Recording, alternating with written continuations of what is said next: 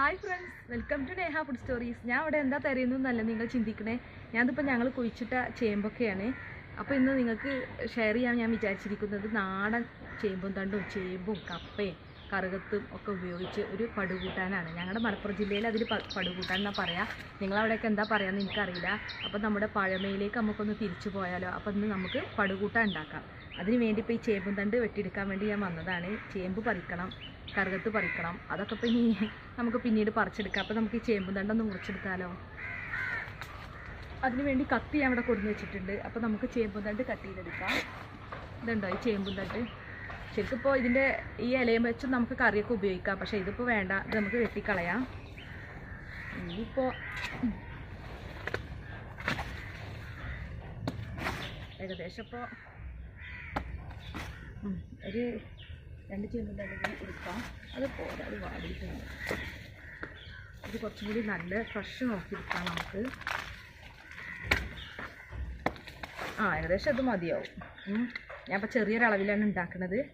ഇനിയിപ്പോൾ നമുക്ക് കറുകത്തൊക്കെ ശരിയാക്കി എടുക്കണം. അപ്പോൾ നമുക്ക് കിച്ചണിലേക്ക് പോകാം. എന്നാൽ ശരി.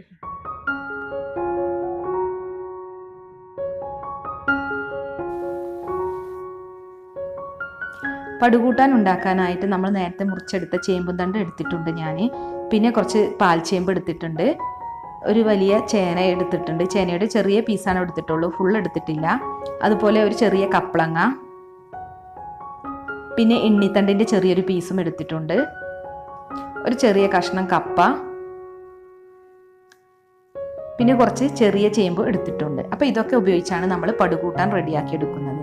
അപ്പോൾ ആദ്യം ഇതൊക്കെ ഒന്ന് ക്ലീൻ ചെയ്തെടുക്കണം. അപ്പോൾ ഇതൊക്കെ എങ്ങനെയാണ് ക്ലീൻ ചെയ്തെടുക്കുന്നത് എന്ന് നോക്കാം. ഇതിപ്പോൾ ഒരു എണ്ണിത്തണ്ടിൻ്റെ ചെറിയ പീസാണ് ഞാൻ എടുത്തിട്ടുള്ളത്. അപ്പോൾ ആദ്യം തന്നെ നമുക്കിത് കട്ട് ചെയ്തെടുക്കണം. ഈ എണ്ണിത്തണ്ടുമ്പോൾ നൂലുണ്ടാവും. അപ്പോൾ അത് കളയാനായിട്ടാണ് ഞാനിങ്ങനെ വട്ടത്തിൽ കട്ട് ചെയ്തെടുക്കുന്നത്. എന്നിട്ട് അതിന് ശേഷം ഇത് ചെറിയ ചെറിയ പീസായി കട്ട് ചെയ്ത് വെള്ളത്തിലിട്ട് കൊടുക്കണം. പിന്നെ എണ്ണിത്തണ്ട് എന്നാൽ ഞങ്ങളവിടെ പറയാം, വാഴപ്പിണ്ടി എന്നും പറയും. അത് നമ്മൾ കഴിക്കുന്നത് വളരെ നല്ലതാണ്. നമ്മുടെ വയറിന് എന്തെങ്കിലും ദോഷങ്ങളൊക്കെ ഉണ്ടെങ്കിൽ അതൊക്കെ മാറിക്കിട്ടും. അപ്പോൾ ചെറിയ ചെറിയ പീസാക്കി വേണം ഇത് കട്ട് ചെയ്തെടുക്കാൻ. എന്നിട്ട് നമുക്കിത് ഈ വെള്ളത്തിലേക്ക് ഇട്ട് കൊടുക്കണം. പഴയ തലമുറ ഒരുപാട് കഴിച്ചിരുന്നൊരു റെസിപ്പിയാണിത്. പുഴുക്കും കഞ്ഞിയൊക്കെ ആയിരുന്നു അവരുടെ മെയിൻ ഭക്ഷണം. അത് തന്നെയാണ് അവരുടെ ആരോഗ്യത്തിൻ്റെ രഹസ്യവും. നമ്മളിപ്പോൾ പുതിയ തലമുറ ഇതൊക്കെ സ്കിപ്പ് ചെയ്ത് പോവുകയാണ്. നമുക്ക് ഫാസ്റ്റ് ഫുഡാണ് ഇഷ്ടം.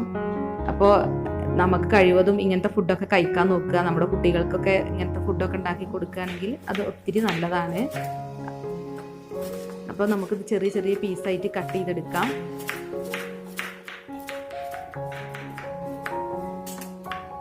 അപ്പം ഞാനെല്ലാം കട്ട് ചെയ്ത് വെള്ളത്തിലേക്ക് ഇട്ടിട്ടുണ്ട്. ഇനി നമുക്കിതിലെ നൂല് കളയണം. അതിന് വേണ്ടി ഞാനൊരു കമ്പ് എടുത്തിട്ടുണ്ട്. ഈ കമ്പ് ഉപയോഗിച്ച് നമുക്ക് ഇതൊന്ന് ചുറ്റിച്ചു കൊടുക്കണം. ഈ വെള്ളത്തിലിട്ട് ഇതിങ്ങനെ ചുറ്റിച്ച് കൊടുത്താൽ മതി. അപ്പോൾ ഇതിലുള്ള നൂല് ഈ കമ്പുമ്മേ പിടിച്ചു കിട്ടും. അങ്ങനെ ഒരു 5-10 മിനിറ്റ് നേരം നമുക്കിതിങ്ങനെ കറക്കി കൊടുത്താൽ മതി. അപ്പോൾ ഈ എണ്ണിത്തണ്ടുമുള്ള നൂലൊക്കെ ഈ കമ്പുമ്മേ പിടിക്കും. ഇപ്പം ഞാനിതിൽ നൂലെല്ലാം കളഞ്ഞിട്ടുണ്ട്. ഇനി ഇതൊന്ന് വാഷ് ചെയ്തെടുക്കണം. എന്നിട്ട് നമുക്കിത് മാറ്റി വെക്കാം. ഇനി ഒരു കപ്പൻ്റെ കഷ്ണം എടുത്തിട്ടുണ്ട്. ഇത് നമുക്ക് ചെറിയ പീസായി കട്ട് ചെയ്തെടുക്കാം.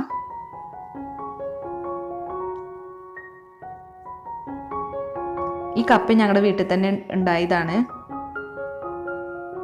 ഒരുപാടൊന്നുമില്ല, ചെറിയൊരു ഭാഗം കൃഷിയേ ചെയ്തിട്ടുള്ളൂ. അല്ലാതെ ഒത്തിരി കപ്പൊന്നും കൃഷി ചെയ്തിട്ടില്ല. ഇതിപ്പോൾ ചേമ്പും തണ്ടാണ്. അപ്പോൾ ഇതിൻ്റെ സ്കിന്ന് ഇങ്ങനെ റിമൂവ് ചെയ്ത് കളയണം. ചേമ്പും തണ്ടിൻ്റെ തൊലിയെല്ലാം കളഞ്ഞ് ഞാൻ ചെറിയ പീസായി കട്ട് ചെയ്തെടുത്തിട്ടുണ്ട്. അപ്പോൾ നമുക്കിനി ഇത് മാറ്റി വെക്കാം. ഇനിയിപ്പോൾ ഒരു കപ്പളങ്ങ എടുത്തിട്ടുണ്ട്. കപ്പളങ്ങൻ്റെ സ്കിന്ന് കളയണം. അതുപോലെ ഇതിൻ്റെ ഉള്ളിലുള്ള കുരുവും കളയണം. കപ്പളങ്ങ ക്ലീൻ ചെയ്യുമ്പോൾ നല്ല ശ്രദ്ധിക്കണം. ഇതിൻ്റെ പാല് കയ്യിലായാൽ പൊള്ളാൻ സാധ്യതയുണ്ട്. അപ്പോൾ അത് ശ്രദ്ധിക്കുക. ഇനി ഇതിൻ്റെ തൊലി കളയണം. അതിനുശേഷം ചെറിയ ചെറിയ പീസാക്കി കട്ട് ചെയ്ത് വെള്ളത്തിലേക്ക് ഇട്ട് കൊടുക്കാം. വെള്ളത്തിലിട്ട് നന്നായി കഴുകിയെടുക്കണം. ഇനി ഇത് വേറൊരു പാത്രത്തിലേക്ക് മാറ്റാം.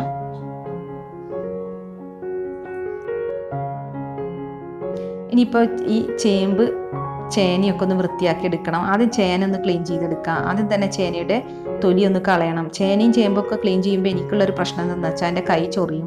അപ്പോൾ കൈ ചൊറിയാതിരിക്കാൻ ഏറ്റവും എളുപ്പം വിദ്യ നമ്മളിത് കട്ട് ചെയ്യുമ്പോൾ തന്നെ ഇതിനൊരു പീസ് അടുപ്പിലേക്ക് ഇട്ട് കൊടുത്താൽ മതി. അപ്പോൾ അത് വെന്ത് കിട്ടുമ്പോൾ അത് ചേനയും ചേമ്പും വെന്ത് കഴിഞ്ഞാൽ ചൊറിച്ചിൽ മാറുമെന്നാണ് പറയാറ്. സത്യത്തിൽ അങ്ങനെ തന്നെയാണ്.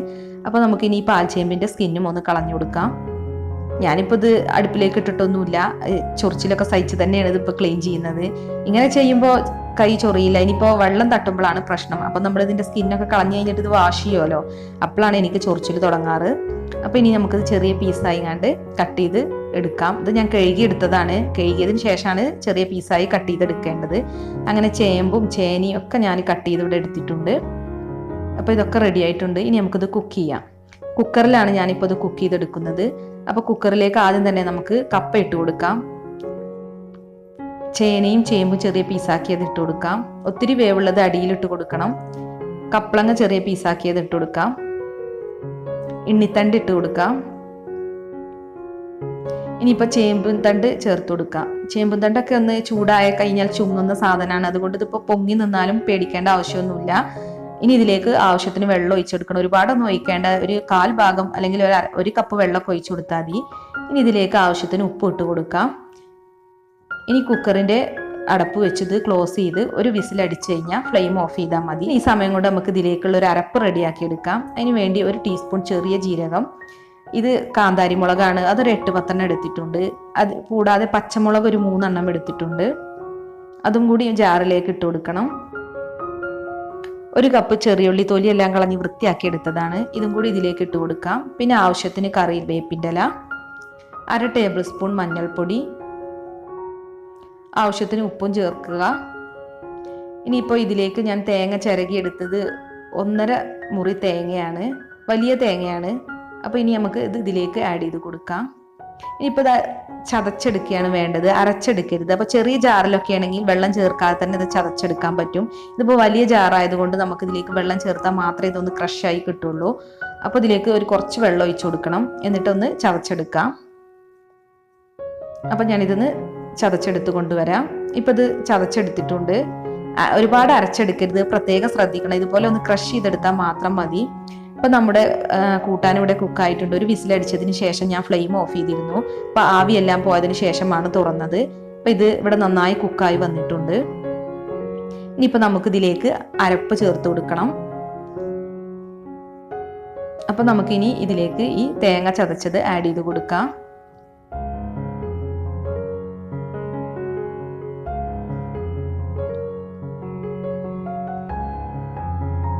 ഇനി ഇത് നന്നായി ഒന്ന് വേവിച്ചെടുക്കണം. ഒരു 5 മിനിറ്റോളം അത് അടച്ചു വെച്ചൊന്ന് കുക്ക് ചെയ്തെടുക്കാം. ഇപ്പം 5 മിനിറ്റ് കഴിഞ്ഞിട്ടുണ്ട്. തേങ്ങയെല്ലാം നന്നായി കുക്കായി വന്നിട്ടുണ്ട്. ഇനി ഇത് നല്ലവണ്ണം ഒന്ന് മിക്സ് ചെയ്ത് കൊടുക്കുക. ഈ കഷ്ണങ്ങളും അരപ്പൊക്കെ നന്നായി ഒന്ന് യോജിച്ച് വരണം.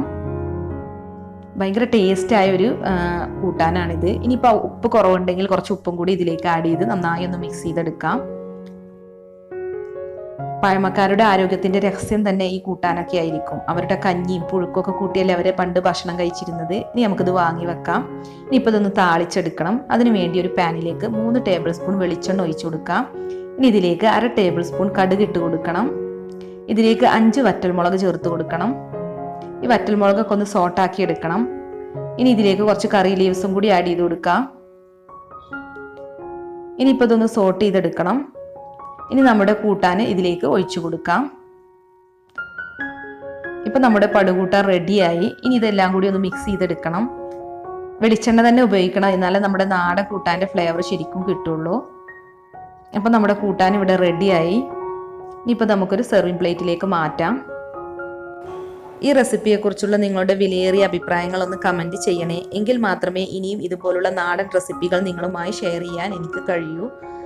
അപ്പോൾ ഈ വീഡിയോ ഇഷ്ടമായെങ്കിൽ ലൈക്കും ഷെയറും ചെയ്യണേ. അതോടൊപ്പം എൻ്റെ ചാനൽ സബ്സ്ക്രൈബ് ചെയ്യാത്തവരുണ്ടെങ്കിൽ ഒന്ന് സബ്സ്ക്രൈബും കൂടി ചെയ്യണേ.